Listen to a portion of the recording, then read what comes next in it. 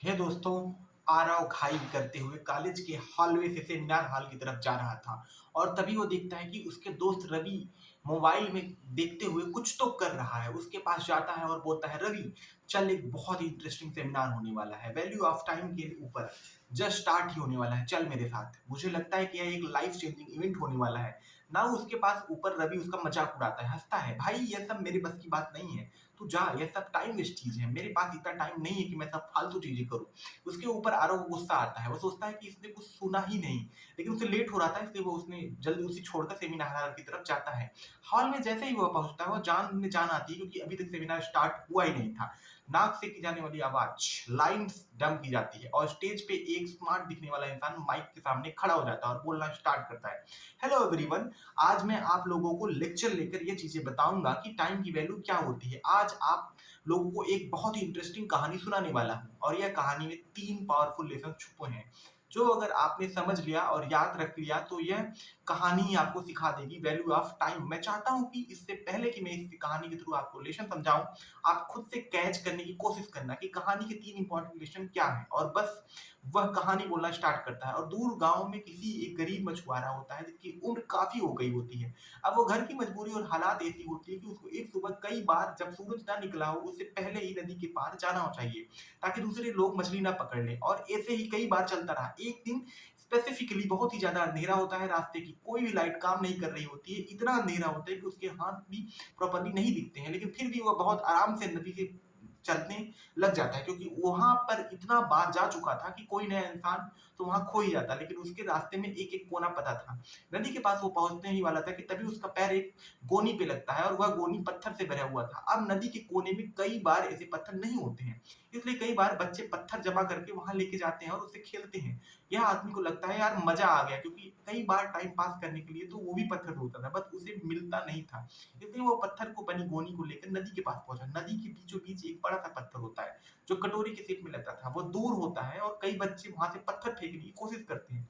यह बूढ़ा इंसान भी कई बार टाइम पास करने के लिए वही चीज करता था, वही गेम जैसे खेलता था। नाउ यही गेम वो बूढ़ा इंसान भी खेलने लगता है और उसने एक एक पत्थर लेके फेंकता जा रहा था। और जैसे जैसे वो पत्थर फेंकता जा रहा था उसको मजा आ रहा था। वो पत्थर पानी में डूबता तो उसकी आवाज आती थी और उसे अच्छा लग रहा था। कई बार जब वो पत्थर नदी के बीच में जो पत्थर है उस पे लगता रहा था तो उसे मजा आ रहा था। उसे बराबर दिख नहीं रहा था, बट फिर भी उसे गेम जैसा फील हो रहा था, मजा आता जा रहा था। इसलिए एक एक करके वो कई बार सारे पत्थर फेंकते जा रहा था। कभी तो याद करता था अपनी जवानी का टाइम, कभी उसके पास बहुत ताकत थी, बहुत कुछ कर वो कर सकता था, लेकिन अनफॉर्चुनेटली उसने किया नहीं। वो बहुत पढ़ाई कर सकता था, बट उसने पढ़ाई नहीं करी। वो शहर जाके एक अच्छी जॉब लगवा सकता था, वो उसके चाचा उससे लगवाने वाले थे, बट उसने वो भी नहीं करा। ऐसे वह अपनी बहुत पुरानी यादों को याद करने लगा और एक एक पत्थर को वक्त की याद करते करते फेंकते आ रहे। कभी उसे गुस्सा आता, कभी उसे अपनी किस्मत पे, तो कभी पत्थर पे और जोर से फेंकता, कभी उसे अपने लिए सैड लगता तो कभी सैड हालात में वो पत्थर आराम से फेंकता। ऐसे ही याद करते करते ऐसा लग रहा था जैसे अपने पत्थर नहीं अपनी जिंदगी फेंक रहा हूँ। अब धीरे-धीरे वो गोनी के पत्थर खत्म होने लग जाते हैं और एक आखिरी पत्थर बचता है, तो वो जैसे ही उस पत्थर को उठाकर आखिरी पत्थर को अपनी पूरी ताकत लगा के फेंकता है, तभी सूरज की पहली किरण उस पर पत्थर पर पड़ती है और थोड़ा उजाला होता है। और जैसे ही उसका हाथ वो पत्थर छूटता है, वो बूढ़ा आदमी जब देखता है तो वो हक्का-बक्का रह जाता है। जिसे वो पत्थर समझ रहा था, वो असल में पत्थर नहीं बल्कि वो काले हीरे थे। वह हीरो को चमक को देखकर उसकी आंखों में चकाचौंध हो जाता है, लेकिन अब उसकी आखिरी पत्थर भी फेंक दिया है। वह पत्थर सीधा जाके नदी के बीचों बीच वो कटोरे वाले सेब पत्थर है उसमें जाकर गिर जाता है, और जैसे ही उसे रियलाइज होता है उसने नॉर्मल पत्थर नहीं बल्कि इतने सारे हीरे फेंक दिए थे, उसका दिमाग काम करना बंद कर देता है।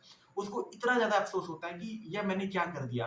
एक मौका था जब मेरे पास अपनी जिंदगी को बदलने का, और भी सब कुछ अपने हाथ से फेंक दिया, और एक गेम के चक्कर में वो रिग्रेट कर ही रहा था, लेकिन उसका दिमाग इतना ज्यादा ओवरलोड हो जाता है कि वो सडनली आखिरी हीरा जो बचा हुआ था उसको पाने के लिए नदी में छलांग लगा देता है। लेकिन क्योंकि उसके पूरे बदन में इतनी जान नहीं थी, तो नदी के फ्लो को थोड़ा तेज होता है, इसलिए अनफॉर्चुनेटली वो आखिरी हीरा भी जो ढूंढने जाता है वो उस तक भी नहीं पहुंच पाता और वहीं डूब जाता है। जैसे ही स्टोरी खत्म हुई, स्क्रीन पर आए lesson number 1, time paradox, time perspective, अब लाइन ऑन होती है और स्टेज पर खड़ा इंसान अपने आप को बताता है कि दोस्तों, मेरा नाम डॉक्टर बुक है, मैं चाहता हूँ कि आप बताओ कि आपने इस कहानी से क्या लेसन सीखे। तो इसके बाद क्राउन में वहां जो लोग होते हैं ना, वो रेंडमली अलग अलग आंसर देने लगते हैं कि टाइम की वैल्यू करनी चाहिए, टाइम हीरा है, टाइम सोना है, और ऐसे ही कई सारे सभी और अच्छे आंसर लोग दे रहे थे, तभी डॉक्टर बुक बोलते हैं कि हाँ सही है, आपने कई सारे लोग को ये जवाब दिया है। अब मैं आपको समराइज करता हूँ, वो 3 लेसन बताता हूँ, टाइम पैराडॉक्स एंड पर्सपेक्टिव। अगर आप लोगों को कोई अच्छा काम करने बोलो, जिम जाने बोलो, किताब पढ़ने बोलो, तो उनके पास टाइम नहीं होता है। लेकिन उसी इंसान को अगर आप कभी मूवी देखने के लिए बोलो, नेटफ्लिक्स पर टाइम पास करने के लिए बोलो, तो दोस्तों के पास गप्पे लड़ाने बोलो, तो उसके पास पूरा दिन निकल जाएगा, तब भी उसके पास टाइम ही टाइम होगा। और यहीं पे टाइम का पैराडॉक्स है, टाइम का पर्सपेक्टिव है। मैक्सिमम लोगों के पास टाइम को उस बूढ़े इंसान की तरह पत्थर समझ के फेंकते रहते हैं, लेकिन जो समझदार लोग होते हैं, अमीर लोग होते हैं, वो टाइम को हीरे से भी ज्यादा कीमती समझते हैं, जिससे वो वेस्ट नहीं करते हैं, बल्कि संभाल के रखते हैं। और यही सबसे इंपॉर्टेंट लेसन है। टाइम का पर्सपेक्टिव समझो, टाइम की प्रायोरिटी समझो, टाइम सबसे पास सेम ही है। प्रॉब्लम यही कि हमारे प्रायोरिटीज गलत जगह पे जा रही हैं। फिर आया कि स्क्रीन पे lesson number 2, present pleasure trap. Maximum लोग टाइम को वही पत्थर समझ के वेस्ट करते हैं, क्योंकि वह प्रेजेंट प्लेजर ट्रैप में फंसे हैं। जैसे वह बूढ़ा इंसान हीरो को पत्थर समझ के फेंके जा रहा था, क्यों? क्योंकि उसे मजा आ रहा था।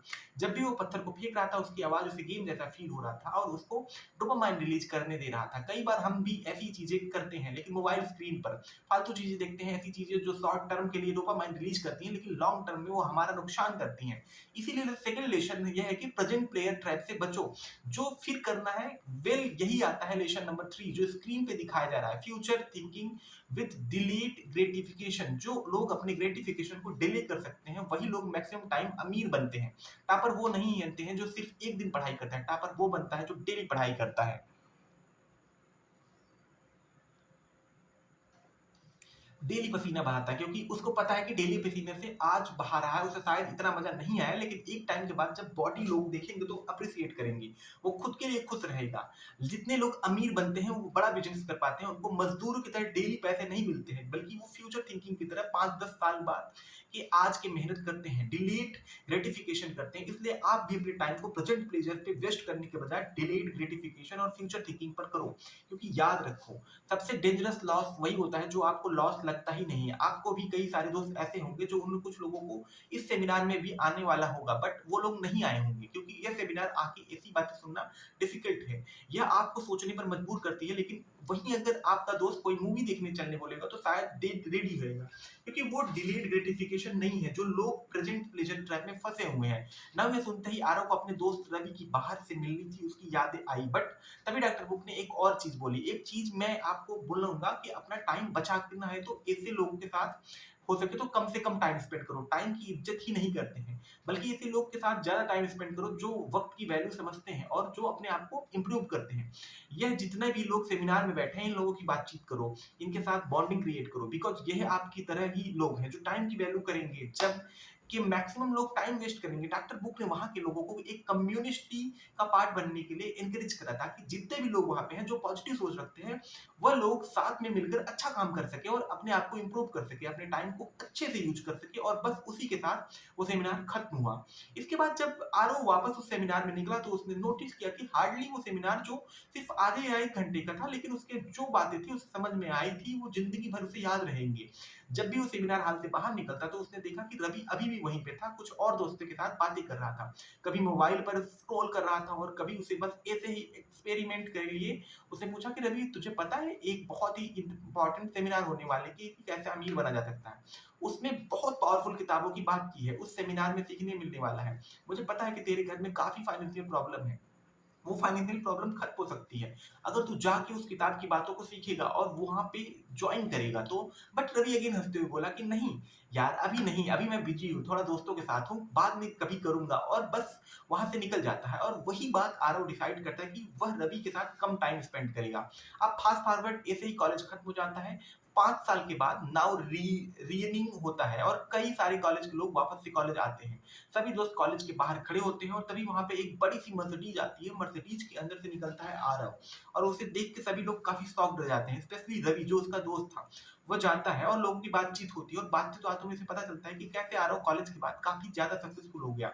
उसने 2 बिजनेसेस चालू किया और दोनों ही बहुत अच्छा परफॉर्म कर रहे हैं।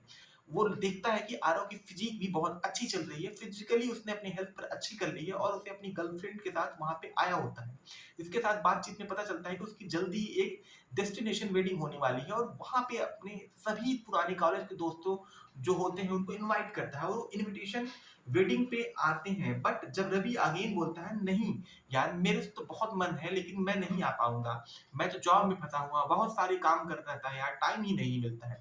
जैसे यार ये बात सुनता है तो वो रवि की आदत भूल चुका होता है, इसलिए उसे वो सजेस्ट करता है कि यार देख कुछ किताबें ने मेरी लाइफ में बहुत ज्यादा हेल्प करी है, वो टाइम की प्रॉब्लम को खत्म करती है और तुझे चाहिए कि वो मैं बुक तुझे सेंड कर दूंगा। तब रवि अगेन बोलता है नहीं यार मेरे पास बुक पढ़ने का टाइम नहीं रहता है, मैं कहाँ पढ़ पाऊंगा, जॉब में ही बिजी रहता हूँ, फिर घर पर काम, ये सारी चीजें, नहीं यार बुक पढ़ने का टाइम नहीं है। जिसके ऊपर आरव उसे कहता है, एक और सजेशन देता है कि अच्छा एक वेबसाइट है समरी बोर्ड, तू वहां जा, वहां पे जाके किताबों के बारे में जब तू ट्रेवल कर रहा होता है तब सुन ले, एक एक वीडियो की तरह देख ले आराम से यूट्यूब पे। बट वो बोलता है मुझे ये सब करने का टाइम ही नहीं मिलता है। तब आरव को वापस से याद आता है कि एक्चुअली रवि के पास टाइम नहीं होना ही एक एक्सक्यूज है, उसने बना लिया है, उसका पैटर्न है जिसकी वजह से उसकी लाइफ में इतना स्ट्रगल है। वो बोलता है कि चल ठीक है यार कोई बात नहीं, हो सकता है कि वेडिंग में जरूर आना, ठीक है। उसने इनविटेशन देता है और अपने इनविटेशन वेडिंग का और वहां से चला जाता है। इसके बाद रवि वापस से वह कार्ड को देखते हुए सोचता है कि अरे यार काश मेरी जिंदगी ऐसी होती, यह बड़ा किस्मत वाला है। जब देखो दोस्तों ये जो रवि की स्टोरी है ना कि वो मैंने कितने लोगों के साथ देखी है, कितने लोगों को मैंने बोलते हुए अपनी किताबें पढ़नी चाहिए, आपको अच्छी कम्युनिटी का पार्ट बनना चाहिए और आपको जिम जाना चाहिए, लेकिन उन लोगों के पास हमेशा एक एक्सक्यूज रहता है कि उनके पास टाइम नहीं है। बल्कि वही लोग होते हैं जो आपको फालतू चीजें करते हैं, बोलो तो लोगों दिन भर टाइम वेस्ट करेंगे, और वही लोग होते हैं जो सिर्फ प्रेजेंट प्लेजर में फंसे हुए होते हैं, जबकि फ्यूचर का जरा भी नहीं सोचते हैं। मैं चाहूंगा कि आप ऐसा बिल्कुल मत बनो, आप किताबों की बातों को सीखो, इसलिए नहीं क्योंकि वो आपको पढ़ते पढ़ते बहुत मजा आएगा, बल्कि इसलिए कि बिकॉज पढ़ते पढ़ते आपका ब्रेन इसे डेवलप होगा कि आप फ्यूचर ओरिएंटेड सोच पाओगे। बट अगर आपको आपके पास सच में टाइम नहीं है फिजिकल बुक्स खरीद के खोलने का, तो आप बिजी रहते हो, तो एक बहुत ही अच्छा हमने ऑप्शन क्रिएट किया है समरी बोर्ड का। आप समरी बोर्ड को सब्सक्राइब कर लीजिए, सिर्फ 99 में 70 के ऊपर किताबें आपको जो हमने जो डिजिटल में समराइज किया है, चैप्टर वाइज एनिमेशन किया है, ऑडियो बुक बनाया है, ताकि आप रास्ते में चलते चलते भी सुन सको। अगर आराम से बैठकर देखना है टीवी पे फैमिली के साथ देख सको, तो ऐसा हमने क्रिएट किया है। आप जाके सिर्फ 99 में उस सब्सक्रिप्शन को ले सकते हो, जिसके थ्रू आप इस int big from the compound effect the deep, ये तीनों किताबों जो आपको आपके टाइम की वैल्यू करना सिखाते हैं वो मिल जाएंगे, और प्लस उससे ज्यादा और भी बहुत सी किताबें हैं जो आप आराम से कंज्यूम कर सकते हो। प्लस एक और अच्छी बात यह है कि देखो किताबों की बात तो सिर्फ सीखना इंपॉर्टेंट नहीं होता है, अप्लाई करना भी इंपॉर्टेंट होता है अपनी लाइफ में कन्वर्ट करना। और इसके लिए मैंने लाया हूँ 21 डेज का चैलेंज, जो मेरा 999 का प्रोजेक्ट है। वो अगर आप लोग इस बातों को आप अच्छे से लाइफ में अप्लाई कर सकते हो। लेकिन अच्छी बात यह है कि अभी के लिए अगर वीडियो देख रहे हो तो आपके लिए 999 पे करने की जरूरत नहीं है, सिर्फ 99 का सब्सक्रिप्शन अगर आप समरी बोर्ड का ले रहे हो तो बोनस में हम 99 का हमारा प्रोजेक्ट 21 डेज की फ्री में आपको देंगे। लेकिन हाँ यह सिर्फ उन लोगों के लिए है, स्टार्टिंग के 500 लोगों के लिए, जो लोग ऑलरेडी समरी बोर्ड के सब्सक्राइबर हैं, या फिर जो लोग ऑलरेडी समरी बोर्ड के सब्सक्राइबर हैं उनको यह मिल जाएगा, या फिर जो अभी स्टार्टिंग के 500 लाइव आएंगे, जो अभी मैं लाइव करने वाला हूं उनमें से आएंगे, वो लोगों के लिए ही होगा। सो अभी जाइए स्टार्टिंग के 500 लोगों में आ जाइए, और अगर आप समरी बोर्ड में सब्सक्राइबर ऑलरेडी हो तो आप लोगों को मिल जाएगा। हालांकि हाँ स्टार्टिंग के 500 में आना जरूरी है। अभी जाइए परचेज कीजिए और मिलते हैं 21 डेज चैलेंज लाइव में, ताकि हम सिर्फ किताबों की बात करना सीखें ना, बल्कि उसे अपनी रियल लाइफ में अप्लाई करना और अंदर के चैलेंज लेकर आ सकें। इसके वर्थ लैक्स एंड करोड़ों में होगी, तो वो वर्थ निकालने के लिए मैं चाहूंगा कि आप मेरे साथ 21 डेज लाइव ज्वाइन कीजिए। डिस्क्रिप्शन में लिंक दी है, यहाँ पर प्रोसेस दिया हुआ है, आप ऐसे करके जाएं और हमें सब्सक्राइब कर सकते हैं और 21 डेज चैलेंज बोनस भी एक्सेस कर सकते हैं। आज के लिए इतना ही, मिलते हैं नेक्स्ट वीडियो में, bye bye, thank you very much.